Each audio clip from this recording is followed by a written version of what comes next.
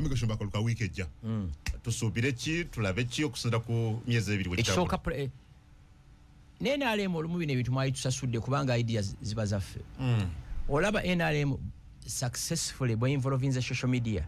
Ngino omunene omugwe na meeting embuya ne mubulira mubeera mutya mu government nga muina at least some money ne mulemo ku managing social media one.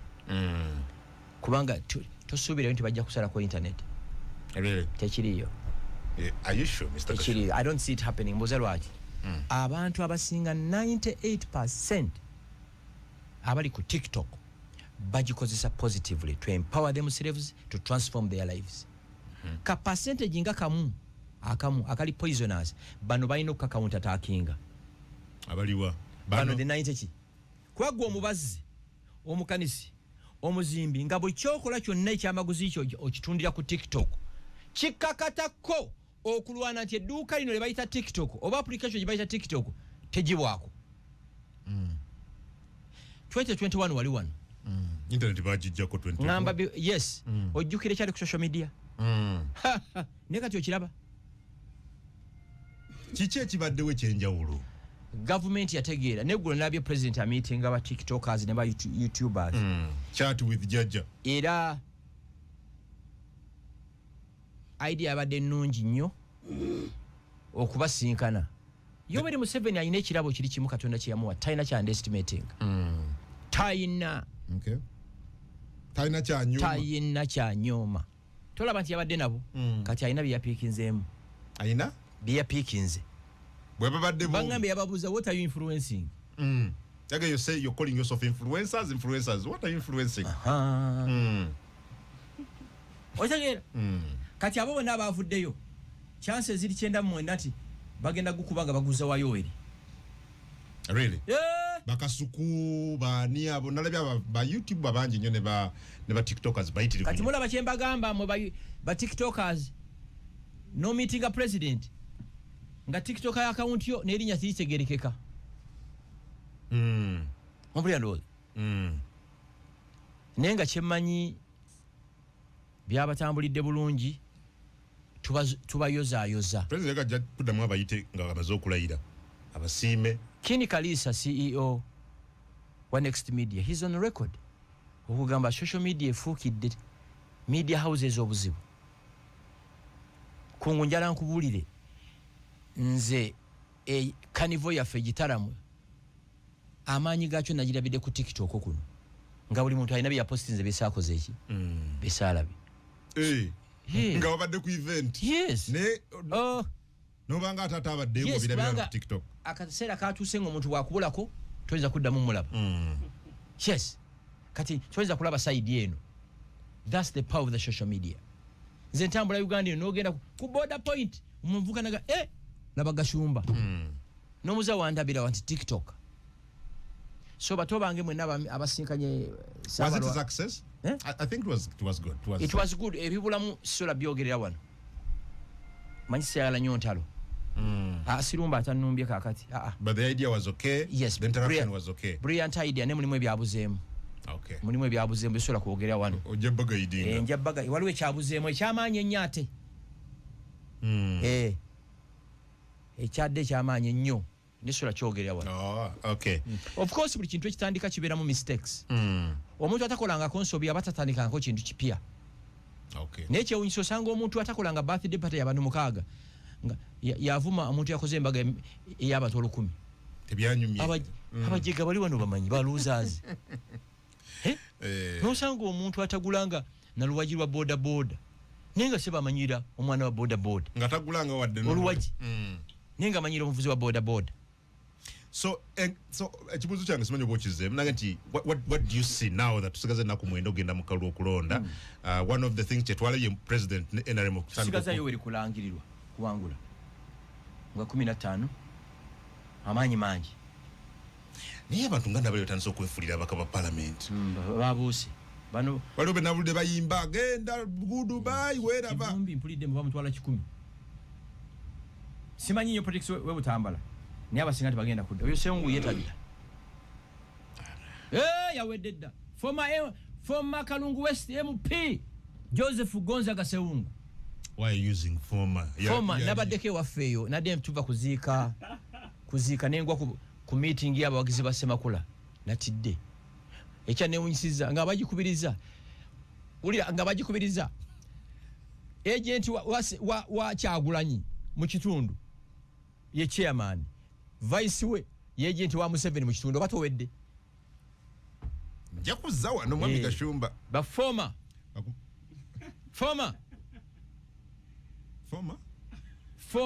Kalungu West MP Gonzaga Sewungu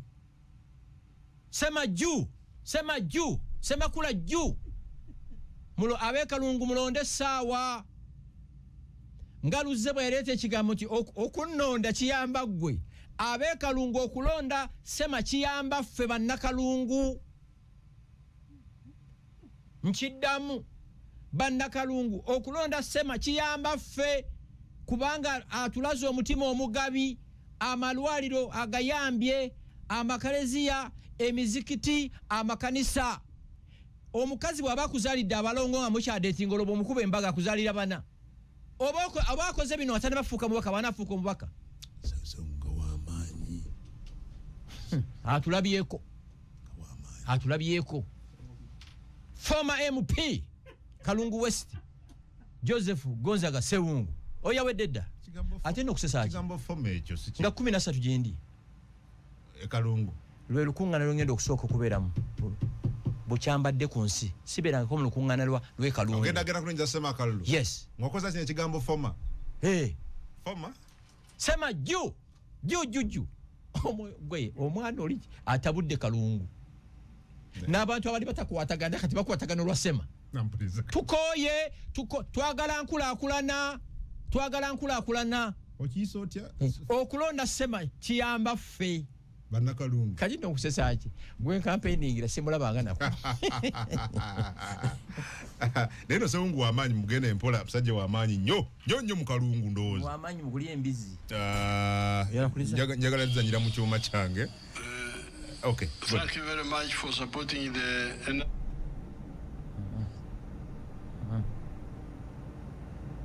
Muraho. Njagala wekatandikirawo. Okay.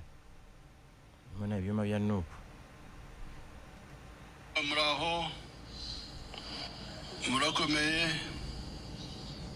Mbalamusya.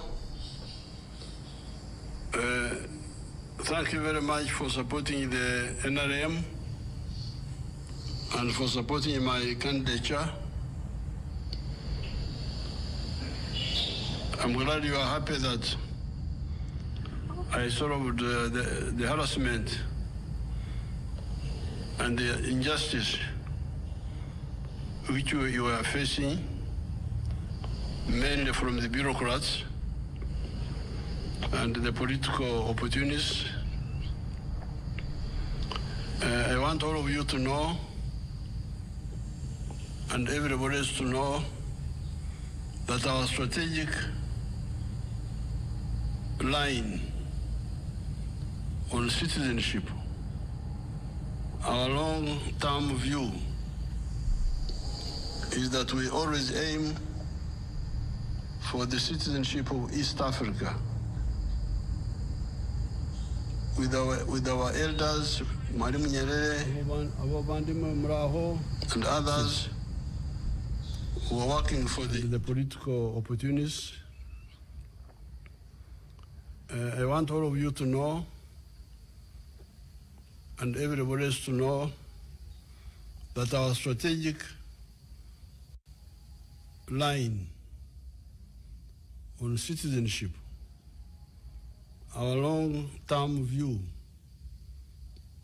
is that we always aim for the citizenship of East Africa. With our elders, Mwalimu Nyerere, and others who are working for the integration of the East Africa, of the formation of the East African Federation. We have never given that one up. That is the citizenship, the ultimate citizenship that we aspire for, to be citizens of the East African Federation.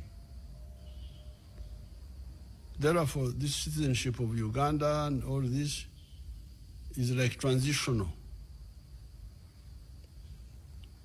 because that's what we inherited. We inherited Uganda as a former British colony, and we operate according to its laws. Now, when we had a chance to make the laws, we made sure that Africans coming from neighboring countries and other parts of Africa, even other people from other parts of the world, have opportunity to be citizens. That's why I think the minimum now required is 10 years. If you have been here for 10 years, when you apply for citizenship, you get it. Unless you are a criminal or something like that. Now, for the Ababandumwe, whose parents many times came long, long ago, that was not a problem at all, because they far exceeded the 10 years minimum. In my executive order, I told everybody that my godparent in 1947, this is about 80 years ago, when my family joined the church, was Yoram Kabutembe from Rwanda. He had been here for some years. I don't know when they had come, with his mother, Marza, whom I was calling my grandmother. It was therefore not in order to subject the children of Kabutembe to the immigration department in Kampala, who didn't know anything about him. That's why in the executive order I said, no, the people who should tell us are the local people. Because if you had asked Mzee Kaguta, you asked me about Kabutembe, I would tell you that he's our citizen here. Abavandimwe muraho.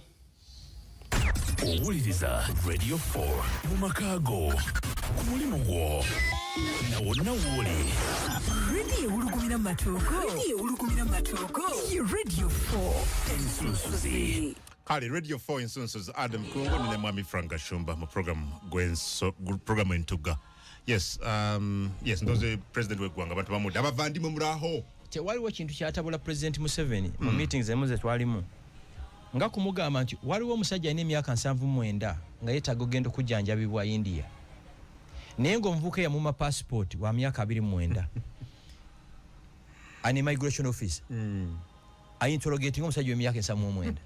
Yatabuka ku olwo. Ntisimu na Uganda. Okitegera dozi. Funny. Ng'ate omusajja yasooka ofuna passport yasooka 1976. Naye omwana gwe bazadde eggulu. Netwebaza mukama olw'ekirabo kya President Museveni. Okay. Tensonga eno yaggwa. Thank you. Yes.